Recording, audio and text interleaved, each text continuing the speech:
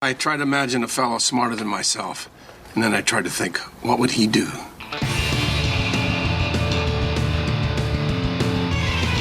Charge up your axons, ready your receptors, and shift your lobes into upper beta phase. You are listening to Smart Drug Smarts, the podcast dedicated to helping you optimize your brain with the latest breakthroughs in neuroscience, nootropics, and psychopharmacology.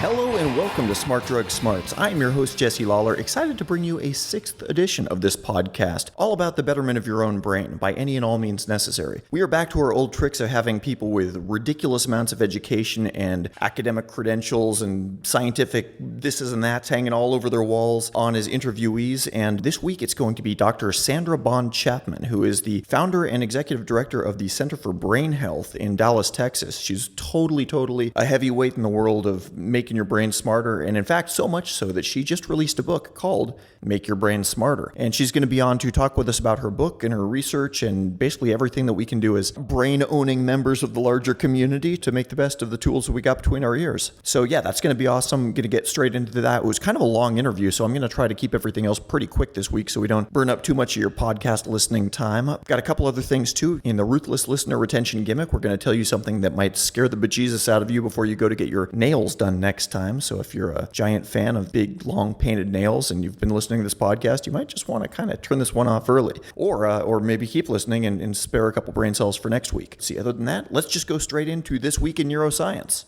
Smart Drug Smarts, This Week in Neuroscience.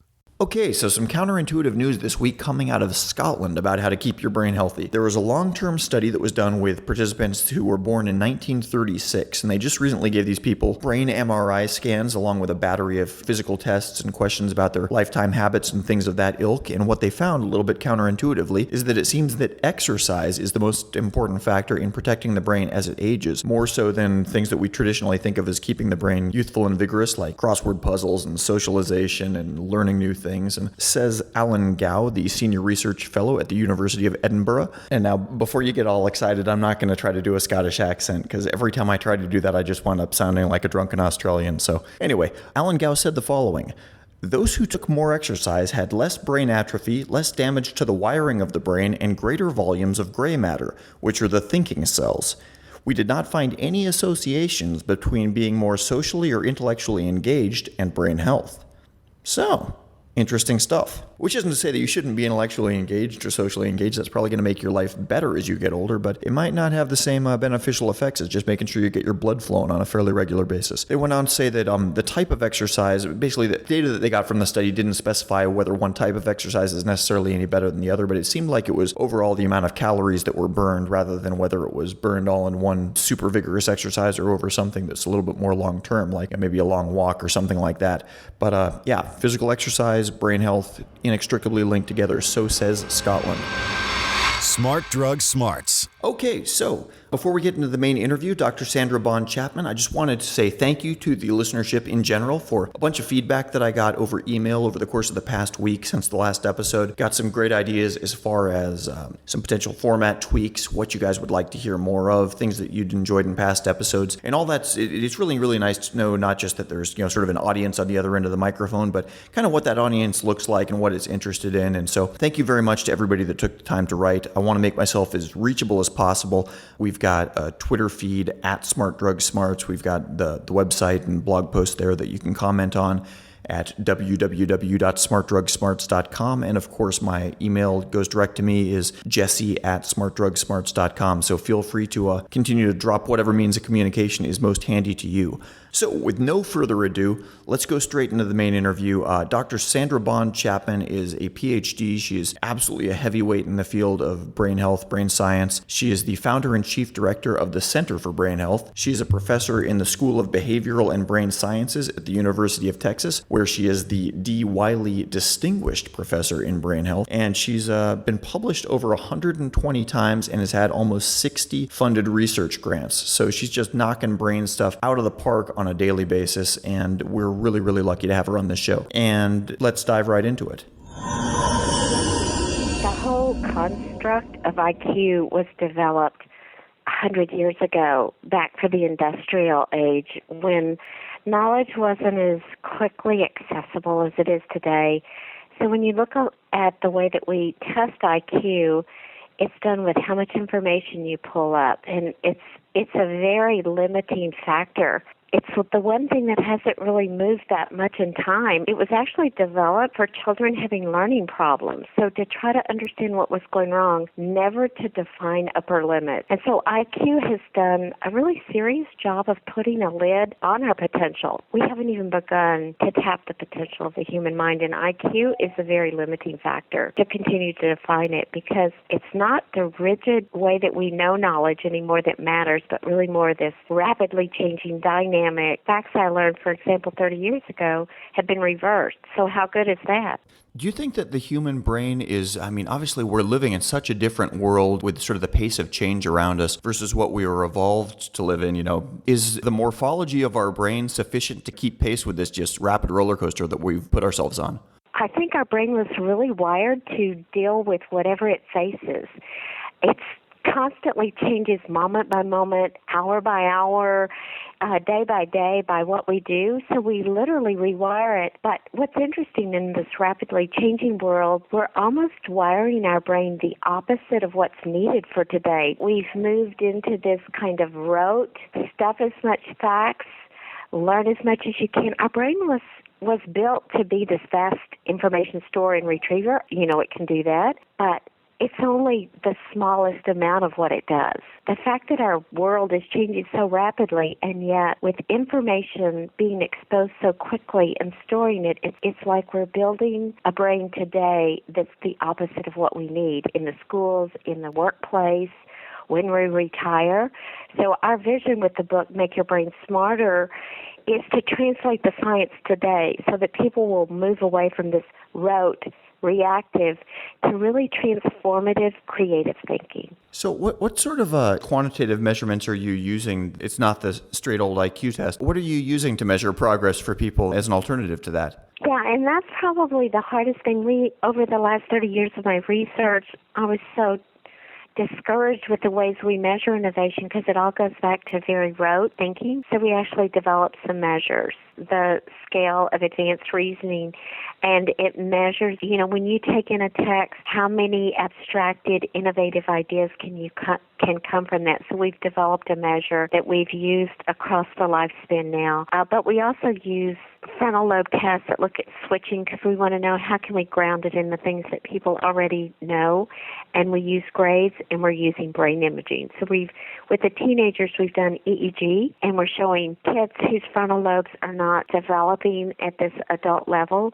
We're showing changes just in this 1 month of training period. So for us, we comprehensively want to know from the brain to cognitive tests to real-life measures like school grades. And this school that we were in, we trained them in 8th grade to see. Someone says, well, did it last? And so we're like, yeah, that's the big question. You train strategies. So we don't teach them what to learn. We teach them a way of learning. So we tracked them down 4 years later. What we found was 75%, they were in at least 2 or 3 AP classes. 85% were on track to graduate. And in Dallas, the incidence is more like 46% are on track to graduate. So this is phenomenal results. So for us, it's the real-life measures, it's cognitive measures, it's classroom, it's teachers. The teachers almost said, I know which kid was in this class. I saw them transformed. When you move from this rote that everyone hates, students hate it, teachers hate it, you've got to change how they test, you've got to change how you teach. And, when you move out of education, lawyers, doctors, when I speak to doctors, I say, you're absolutely right. We hire the doctors that make the highest scores on their entrance exam or grades. It never predicts who makes the best doctor. So having measures that look at this dynamic, flexible discernment isn't what we're good at, but we know how to make rigid, fixed. So it's like we keep reinforcing the same principle that with the industrial age it mattered because they couldn't look it up. It doesn't matter anymore. Yeah, it reminds me of sort of the joke about the guy who's looking for the lost contact lens underneath the lamppost, and it's like, I thought you lost your contact lens across the street, and he's like, yeah, but the light's better underneath the lamppost. Yeah, oh good, yeah. And it's like we have a way of measuring fact-based learning, so it's like that's what we define learning to be, and we don't really have nearly as quantitative a way of measuring the other stuff, but that's really where the action is. Mm-hmm. And people say, oh, this is too hard, and I said, but our kids' life depends on it. It's not that hard, but it's not automatic, rigid, quick. So what are some of the tangible things people can do to optimize their brain for the world of today? Yeah, and when people ask for simple suggestions, they think about the brain kind of like we do the body, and it's not that simple. Simple exercises isn't going to be the thing that really builds the type of knowledge that we have. And we've seen that from generations from the young to the older generation. But if I were to pick a few strategies that I would say works regardless, in Chapter 4 we talk about strategic attention. One of the most important things you can do is not strategically select what to learn, but to learn how to block information. And what we found through our research is that actually our frontal lobe blocker, bouncer, inhibitor has become very fragile. So we're constantly drinking from a fire hose with information overload. So our inhibitor isn't working. The more information we're exposed to, the less we can think deeper, flexibly. So when people are put in, for example, we're doing a lot of training now with the military. When they're put in environments where every piece of information matters, if they can't block 90% of it that's not life and death, they're going to not make it. So strategic attention, whether you're working at your email, a researcher, a doctor, a lawyer, the people that are good blockers and know what to attend to are going to be the most efficient strategic thinkers, and their brain's going to be much more efficient.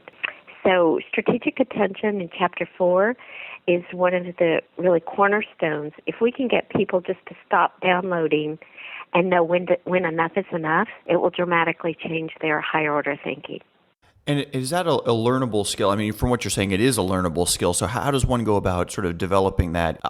I'm one of these people, for example, that I work okay in like a loud coffee shop environment with people talking around me. But friends of mine, they're like, how can you possibly do that? That's too much distraction.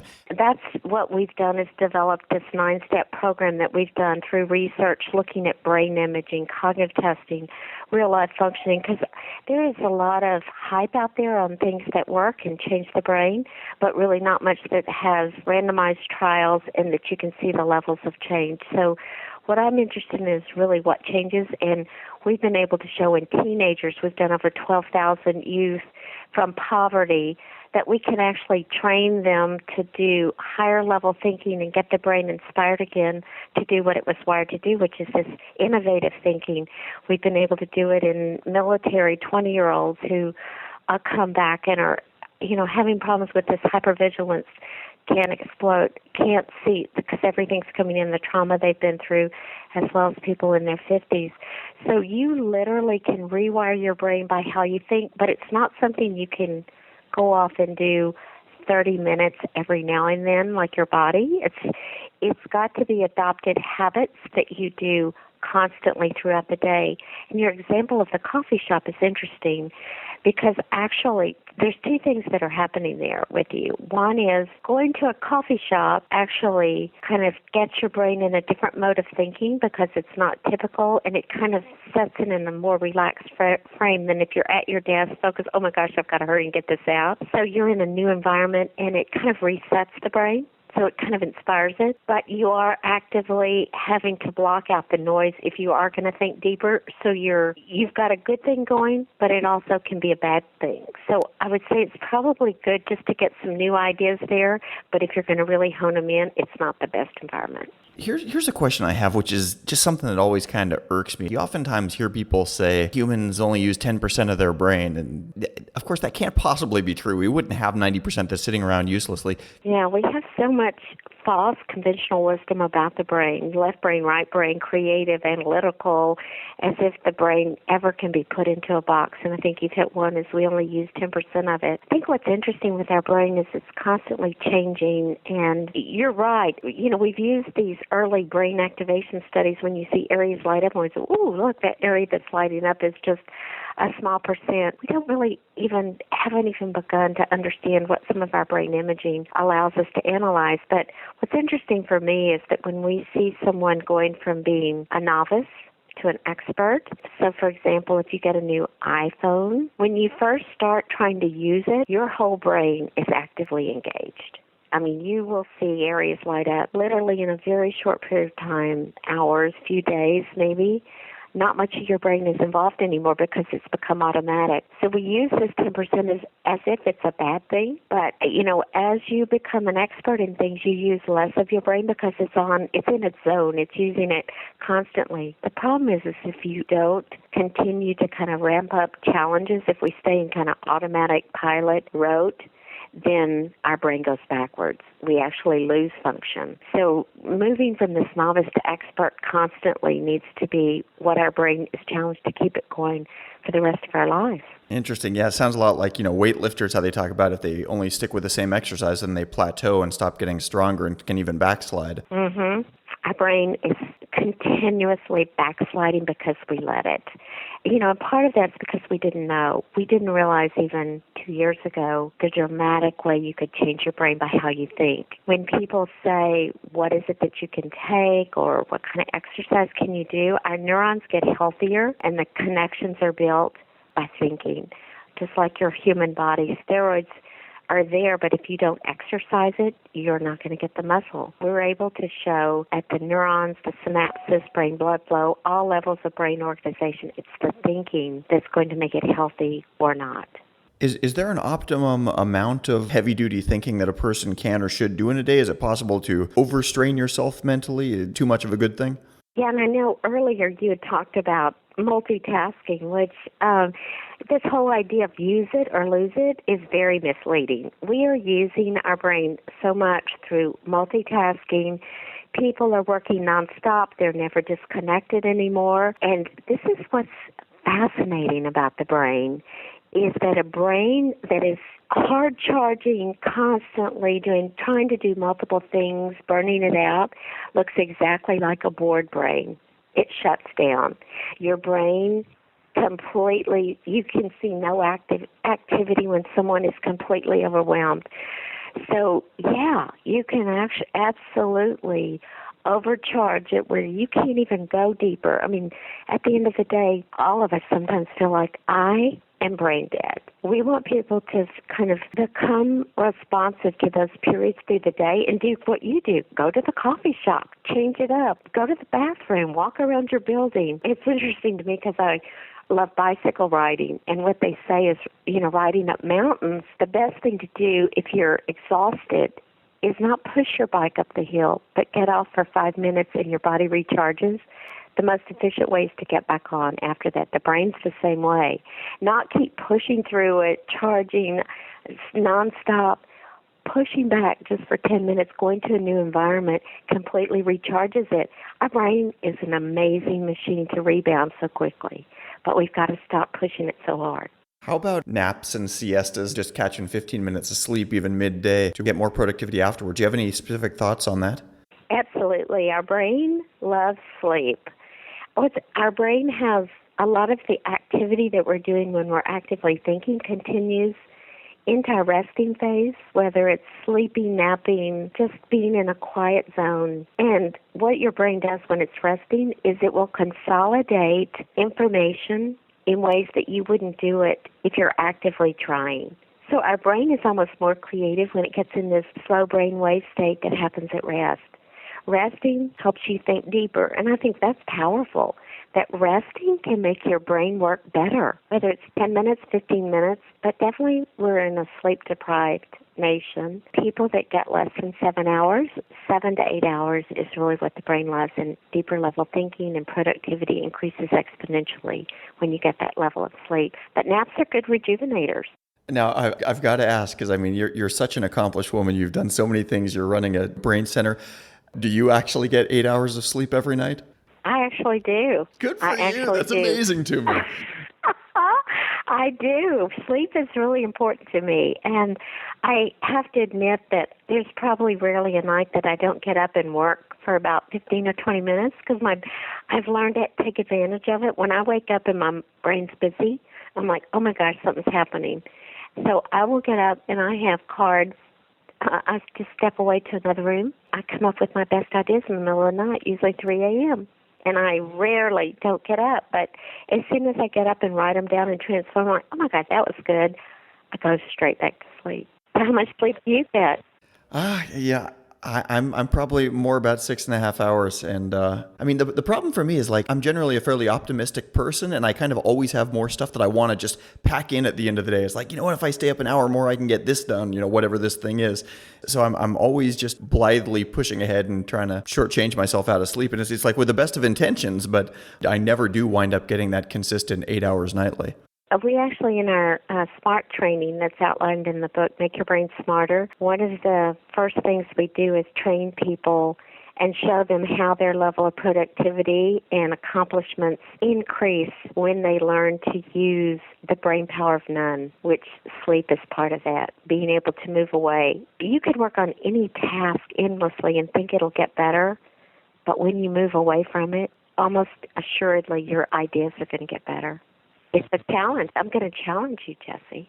I want you to try it. That's a heck of a challenge. It reminds me of kind of the meditation principles of trying to force your mind to go totally clear for a while. Let's talk for a little bit about some of the things that we think of as mental labor-saving devices. Like, you know, it used to be when I was a kid, everybody knew everybody else's phone number because, of course, you had to dial it with your fingers. And now, you know, we all have these cell phones with the phone numbers programmed into them. Nobody bothers remembering numbers. I don't even, know my own number hardly some of the time now. There's so many things like that. We don't need to recall information because you type it into Google and it all comes up. Is there a way in which we're hurting ourselves by not forcing ourselves to have basic recall of information because devices are doing it for us now? I say take full advantage of anything that will store information for you. We have got to stop using our brain as this vast storage bin in retrieval. And so write people's name. People always say, if I could do one thing, it would be to remember everyone's name I've ever met. And I'm like, you know what? The thing that works tried and true every way is write it down so you can go back to it. Now, Google, people are remembering where they store it. Your brain only has so much energy. And just storage and retrieval of basic facts, you don't want to do it. You really want to be able to take the facts and transform them to a higher level as quickly as possible. That's what our brain loves to do and inspires it. I mean, we're testing kids right now and saying, remember these dates, blah, blah, blah. They don't care because they know they can look it up. We're turning off minds when we should be turning them on. But do not worry about memory storage. Take full advantage of it. You don't want to use your brain energy as just this old-timey computer storage retriever machine. It can do so much more. That's great to hear you say that. And in a way, that's almost runs counter to some of the things that you kind of hear about. There are people that are like doing memory championships, like, how many decimals of pi can you memorize? And they're using very elaborate strategies to memorize an absolutely astronomically large number of digits. But you're saying that's sort of a fool's errand, and they're wasting their time and should be focused on much higher level stuff. Yeah, we've actually done a randomized study with teenagers where we trained them. They were randomized into one of three groups. One, we taught them mnemonics of facts, how to read it, write it, say it, take notes, learn everything possible so that they could get as close to verbatim. The second was we used exactly the same content, but we taught them how to take in information and abstract meanings to the highest level and apply it to their lives. And then the third one was just a teen brain about how incredible their brains were. And we found that the ones that were taught to memorize facts got better at memorizing facts, but they couldn't remember any bigger ideas. They couldn't transform it. They were stuck, and they forgot it. The people that we trained in these more transforming the ideas got better at almost every level of frontal lobe test, dynamic thinking, switching, transforming information, and their memory surpassed the memory group. So they got better at all levels. The memory group got better at memory, but that's it. It stuck, and it was very fragile. So our memory is the weakest way to learn information. Straightforward, verbatim, rote. Our brains hate it. It likes to transform it and change it into something that's very personal. So that's what we teach them to do at the highest level possible and make it original so that, Jesse, what you would think come out of reading the article would be very different from what I can, and it's correct. It's not like you have the right answer and my answer's wrong, but generating original ideas constantly from the facts being thrown is what inspires and energizes our brain at every stage of life. Fact-based learning is a toxic thing. The more you memorize, if I gave you a photographic memory today, you would pride yourself because people would go, oh, Jesse, you've got a photographic memory. Well, but you couldn't sort through the weeds. You would be very stuck in the weeds to be able to make higher order decisions. And I say that matters a lot more. Judgment, discernment, ingenuity, knowing what to do in new places. Nothing's ever the same in our world. If we teach a rote mind, you never see the same thing twice. That's why computers can't really do what the human mind can. If I teach you rote things, when are you ever going to see that exact same circumstance to use that rote fact again? I like to ask people, what do you do to make yourself smarter? People say, usually start with crossword puzzles, go to Sudoku, I read books, and I say, well, tell me the last book you read and what was the most important 3 lessons you learned. Well, I don't know. It's like, well, it was Twilight. Well, every book has a lesson. It doesn't have to be serious.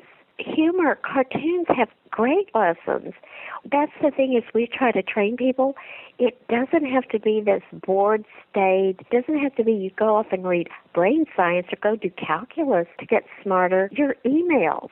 How many emails are so rote anybody can write them? Versus when is your tagline, oh, I can hardly wait to read this email, because look at that tagline. If we just think in that way, your brain will engage the frontal networks, and this is kind of what we're showing is when you get the brain to move from this rote, take information in, spit it back out, to transforming it, you engage the most important part of your brain, which is your frontal lobes, which is the last to develops throughout our 20s, beginning in our teens, and is the first to decline, starts in our early 40s.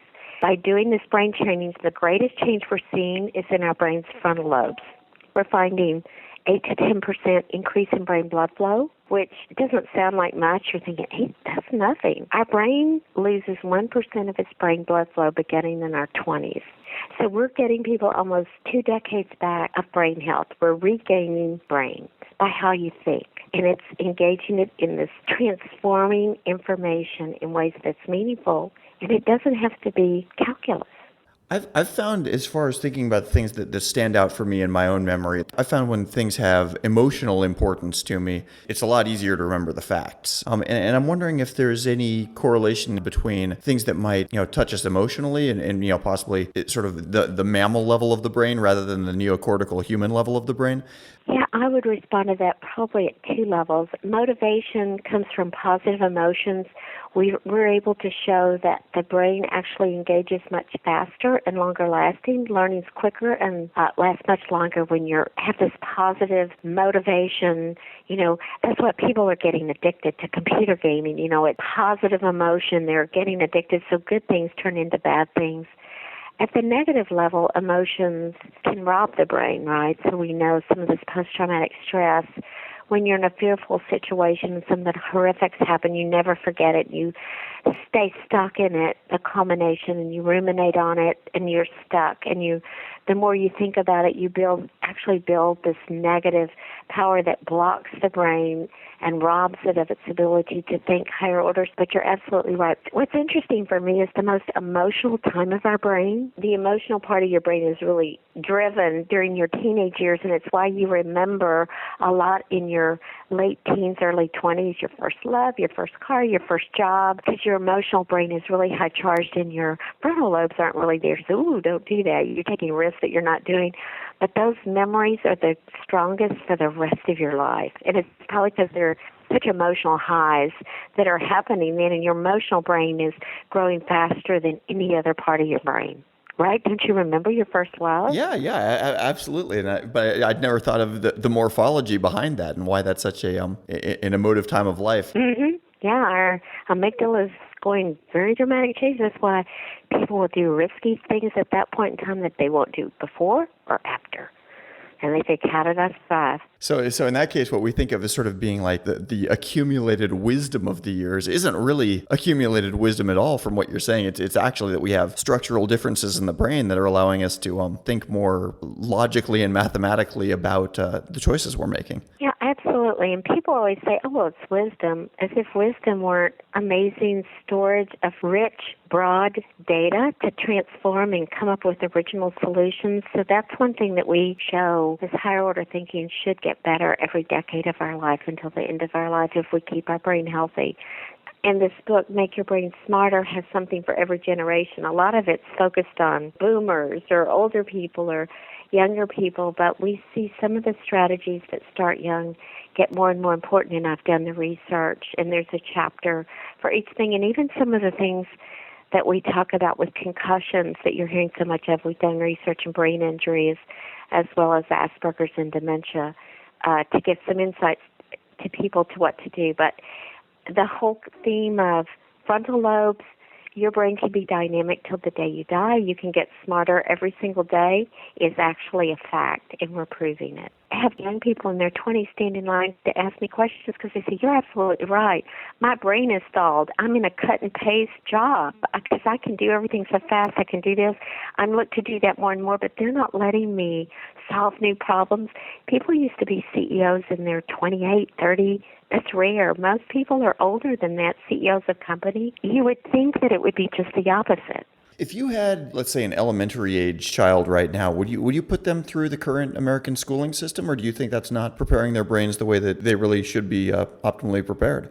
We definitely have to transform education. Teachers have it in their heart to change the brain. We just didn't know, and it goes back to IQ. We still, in our society, have this idea, the more you know, the smarter you are. The faster you can retrieve information, the smarter you are. So education is built to build that kind of brain. How much you know, how many facts, what's going to be your college entrance exam, what's your grade point average. Until we change that and realize the facts we're learning today are being turned over more rapidly than any time in history, we have to train a human mind to let creation, innovation, the facts, they will, if they can learn how to find them, to support it. It's not that facts can be thrown out like, the baby in the bathwater. They're important, but only as a way of anchoring the human mind to be creative. It's interesting. Elementary school is actually where we're still doing pretty good. You walk in elementary school, those minds are on fire. They're excited. They're raising their hand. You move to middle school, everything changes. It moves to this rote, robotic fact sheets.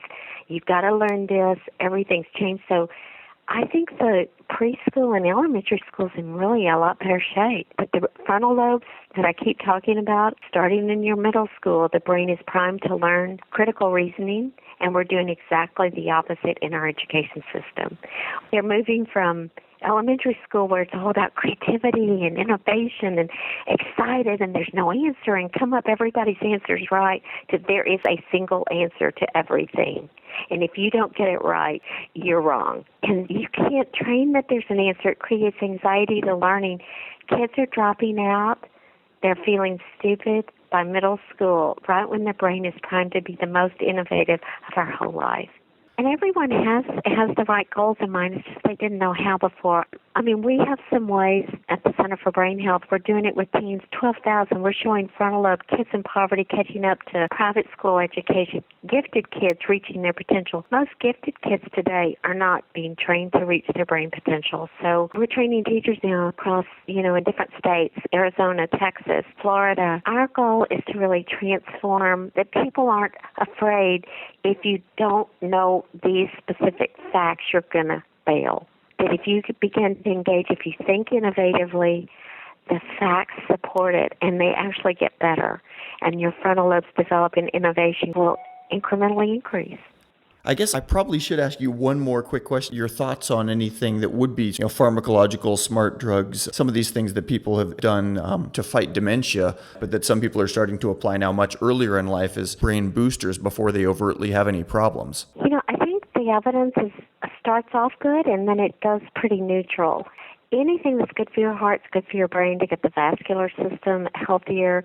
As we begin to find more neuroprotective agents, it's interesting because statins that were so good, and now there's kind of some warning that maybe it does rob your memory. I think we're just beginning to understand it. I want to see the randomized trials, but to build actually the brain connections that makes you smarter and to strengthen those is really going to require the thinking to get it there. So good exercise is always good. Proper nutrition that's good for your heart is good. And thinking is the best food for thought. Smart Drug Smarts. Ruthless listener retention gimmick. Okay, so here's a little health tip going out from the great state of California to the rest of the nation and the rest of the world. California's EPA has a group called the Department of Toxic Substances Control, which is pretty much in charge of making sure that toxic substances don't get into the human body any more than is absolutely necessary. And one of those places that toxic substances tend to jump in is through beauty products. Apparently, there are 3 chemicals that are commonly found in like women's nail products, nail polish and such, known as the toxic trio. They actually have kind of a cool catchphrase name for these 3 chemicals, which are hard to pronounce. The first being dibutyl phthalate, second is toluene, and the third good old-fashioned formaldehyde. The first 2 of those are known developmental toxins, and the third is a known carcinogen. So all of them things you don't want, all of them things that are all too common in beauty products, and so much so that they've kind of gotten a bad rap in that a lot of manufacturers are specifically saying, hey, we do not have these chemicals in our beauty products, thus we are safer to use, buy, consort with, etc. The Department of Toxic Substances Control decided to call that bluff, and they randomly selected 25 products from 3 major manufacturers, just sort of picked them off the shelf and ran them through a battery of tests. And what they found is there is pretty much no correlation between the claims made by these manufacturers and what's actually in the products. In fact, they found that products that don't make any claims regarding whether they have these poisons in them are less likely to have large amounts of the poisons than products that specifically say they don't have them. Admittedly, it's a small sample size. I mean, this is only 25 products out of just a gargantuan number of beauty products that are on the market, but nevertheless, it's kind of nasty that they had a negative correlation between the products that were saying they were clean and the ones that actually are. I guess that makes me happy that I don't get my nails painted. It makes me want to encourage other people to think very carefully before getting their nails painted. And hopefully the stern and ominously named Professional Beauty Association's Nail Manufacturers Council will not come down on me for saying that. They did, however, agree that the mislabeling of products should not be allowed, but they found fault with what they claimed to be a lack of perspective and balance in the DTSC's report. Take this all for what it's worth. I would stick with the au naturel look for your nails, and your brain and body will probably thank you for it. Smart Drug Smarts. The podcast so smart, we have smart in our title. Twice. Okie dokie, episode 6 now complete. We'll be publishing at same time, same channel, same podcast, and the same unflagging commitment to helping you fine-tune the performance of your own brain. That'll be coming at you next week, when I expect to have kind of a cool little announcement about something that will help us actually pick a time that we're going to publish at every week and stick to it and be like European trains, showing up on time just when they're supposed to be. Because it turns out nobody likes inconsistency, least of all when it comes to your brain. Have a great week, everybody. Talk to you soon. You've been listening to the Smart Drug Smarts podcast. Visit us online at www.smartdrugsmarts.com and subscribe to our mailing list to keep your neurons buzzing with the latest in brain optimization.